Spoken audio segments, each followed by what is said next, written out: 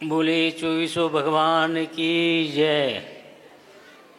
देशभूषण कुलभूषण भगवान की जय। आचार्य शांति सागर महाराज की जय। जैन संत जैन समाज के सूत्रधार होते हैं। उनके श्वास प्रश्वास में ब्रह्म स्वरूप का दिव्य स्वर गूंजता रहता है। उनके पावन आँखों से हर क्षण प्रेम का बूंद टपकता है। वही उनके मुख चंद्र से अमृत बरसता है। ऐसे महान स्वर्गीय आचार्य विद्यासागर जी को मेरा वंदनीय प्रणाम। उन्हीं के अनुसार नूतन आचार्य श्री समय सागर जी महाराज को भी मेरा प्रणाम। उन्हीं के पद चिन्हों पर चलने वाले, उन्हीं के दिव्य वाणी को प्राप्त किए हुए संत का सत्य वचन ही हमें मोक्ष मार्ग को प्रशस्त कराता है। ऐसे सत्य के निर्भीक वक्ता, दार्शनिक विचारक, निर्यापक मुनि श्री वीर सागर जी, विशाल सागर जी और धवल सागर जी सभी को मेरा शब्दातीत प्रणाम। अब देखिए उपस्थित सज्जनों, आज आप लोग मेरा दीक्षा दिवस मनाने के लिए आए हैं।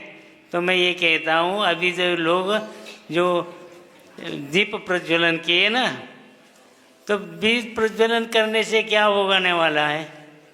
क्या किस लिए दीप प्रज्वलन करते हैं? इसका मतलब यह है कि जब ये अपना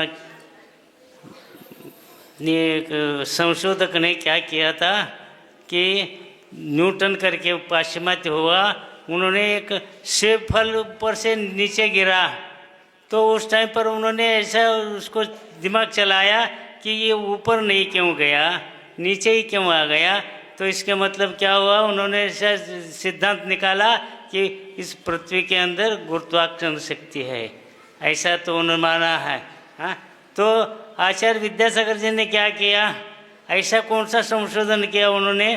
तो क्या है, तो जब सेम नीचे आ गया तो अब दीप प्रज्वलन कर रहे हैं ना, वो दीप का ज्वाला ऊपर ही क्यों जा रहा है?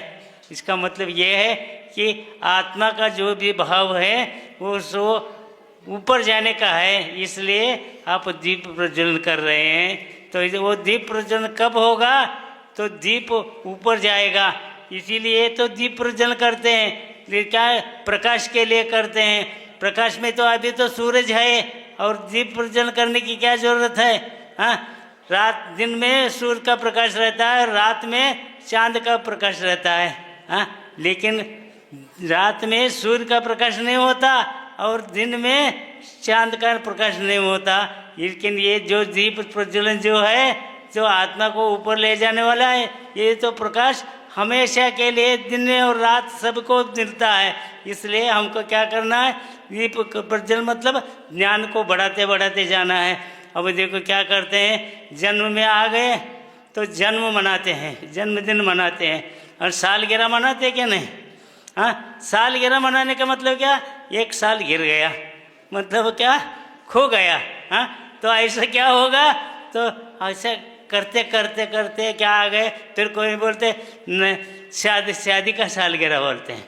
शादी का सालगिरह होना, सब कुछ होने के बाद क्या हो रहा, और कुछ बहुत होता रहता है, जन्मदिन होता है। हाँ, ऐसा करते करते क्या हो गया, फिर आगे का अपना क्या होगा वाला।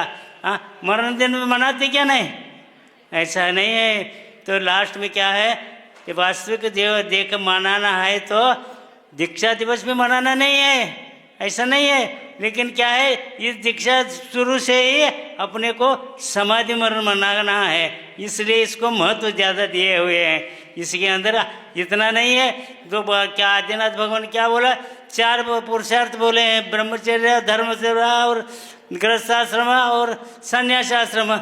ऐसा मोक्ष पुरुषार्थ करने के लिए तो ये दीक्षा का प्रबंध किया है, तो उसका कल्याण होने वाला है।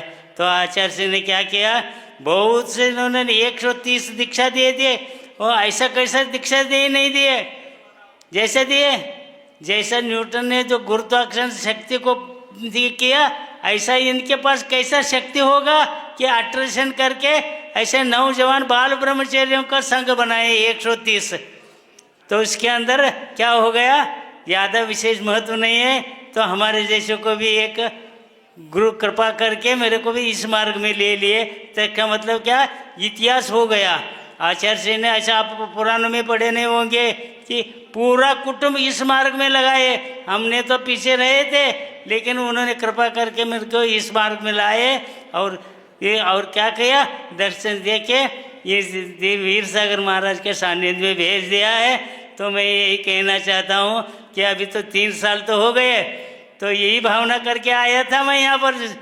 क्या करके, तो अभी साधना बढ़ाना है। और मोक्ष कुंतलगिरी सिद्ध क्षेत्र है, यहाँ से मोक्षगामी जीव गए हैं, तो हमारा भी अच्छे तरह से ऊपर दे जाएंगे, इस भावना से आए थे। लेकिन क्या हो गया, जैसे जैसे स्वास्थ्य बिगड़ता गया था, तो मैंने पक्का कर दिया था कि पास में दक्षिण में तो क्षेत्र तो कुंतलगिरी है, यहाँ पर जाके साधना करेंगे। तो यहाँ आने के बाद ये गुरु महाराजों के आशीर्वाद से मेरा तबीयत स्वास्थ्य ठीक रहा ना। उन्होंने क्या बोल रहे, तो अभी ऐसा नहीं करना है, जब तक होगा तब देखा जाएगा। हाँ, तो ऐसा नहीं करना है, नहीं तो क्या होगा, ये जीव हत्या हो जाएगा, ऐसा आत्महत्या हो जाएगी। ऐसा करने से मेरे को भी ऐसा लगा कि अब देखो, आचार्य से तो परमिशन तो ले लेंगे, आचार्य से भी इनको क्या क्या बोले क्या पता नहीं, लेकिन कि मैंने भी क्या किया, जो आप कह रहे हैं तो ठीक है। तो मैं भी इसी बात से अब 4 महीने 10 दिन 5 महीने 10 दिन हो गया। अब क्या होगा, अब 4 महीने तो अभी स्वस्थ रह गया। अब क्या होगा, 250 किलोमीटर पर चलना है, मेरे को रोज जाना है, क्या करने का। तो जितना भी हो सके उतना भावना रखता हूँ कि मेरे को भगवान प्रसाद मेरे को जितना शक्ति दे दे, और अच्छे तरह से मेरे को ऐसे स्थान पर ये मेरे को समाधि का चांस मिले, यही भावना करते हुए मैं ये जो निर्वापक मुनि महाराज के सानिध्य में प्रार्थना करता हूँ कि जैसे मेरे को, जैसा आप लक्ष्य देख के मेरे को करते हैं, जैसा वो वयावृत्ति करते, मालूम है क्या, देखो आज 3 साल हो गए, मैं अकेला आहार के लिए नहीं गया, मेरे साथ ब्रह्मचारी लोग रहते हैं और क्षुल्लक रोग भी रहते हैं। एक आधा कुछ भी गड़बड़ हो गया समझ लो तो धवल सागर जी आते हैं, और सभी ये महाराज वीर सागर भी आते हैं। तो ऐसा कौन करते हैं, देखो भाई, हाँ ये तो मेरा पुण्य है, आचार्य सिन्हो ऐसा देख के इनके साथ भेज दिया है।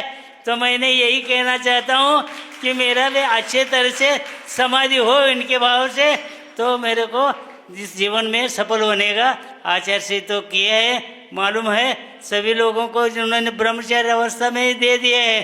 तो इसलिए भारतवर्ष में एक ही ऐसा संघ है, अब कहीं नहीं मिलेगा आपको। ऐसा क्या है कि पुराणों में तुम्हें सुने नहीं होंगे और कानों से सुने नहीं होंगे, पुराने पढ़े नहीं होंगे।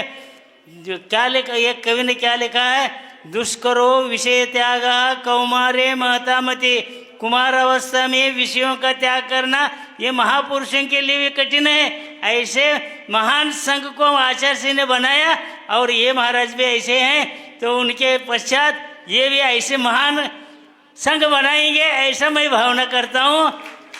तो अभी क्षुल्लक जी महाराज भी हैं यहाँ पर, तो उनका भी समय आने वाला है, तो मैं उनके लिए सपोर्ट करता हूँ कि निर्वापक मुनि महाराज से कि उनका भी आप सफल करो, दीक्षा के करके उनका जीवन भी सफल बनाए, ये भावना करता हूँ। और मेरे को भी अच्छे तरह से आपके सानिध्य में अच्छे तरह से मेरे को समाधि हो। दीक्षा का विशेष महत्व नहीं है, समाधि का विशेष महत्व है। मतलब इस भाव से हमको आगे जाना है, यही भावना करते हुए इनके सानिध्य में मैं प्रार्थना करता हूँ कि अच्छे तरह से मेरा समाधि करो, और मेरे को आगे कौन सा स्वर्ग मिलेगा ये हमें पता नहीं, लेकिन होगा। तो कभी कभी लोग क्या कहते हैं, अभी आचार्य से वहाँ पर है, वहाँ पर तुम भी जाके मिलेंगे, ऐसे करते हैं। क्योंकि यहाँ तो संसार के अंदर ग्रस्त अवस्था में हमारे भाई थे, तो अब वहाँ पर जाके भी हम क्या होंगे, उनके साथ ही रहेंगे, ऐसा मैं भावना करता हूँ। ऐसा आशीर्वाद मुनि महाराज ने मेरे को दे दे तो मेरा जीवन सफल बनेगा। यही दो भावना से मैं 2 पंक्तियों से विराम देता हूँ। जय बोलो आचार्य विद्यासागर महाराज की जय। जय बोलो परम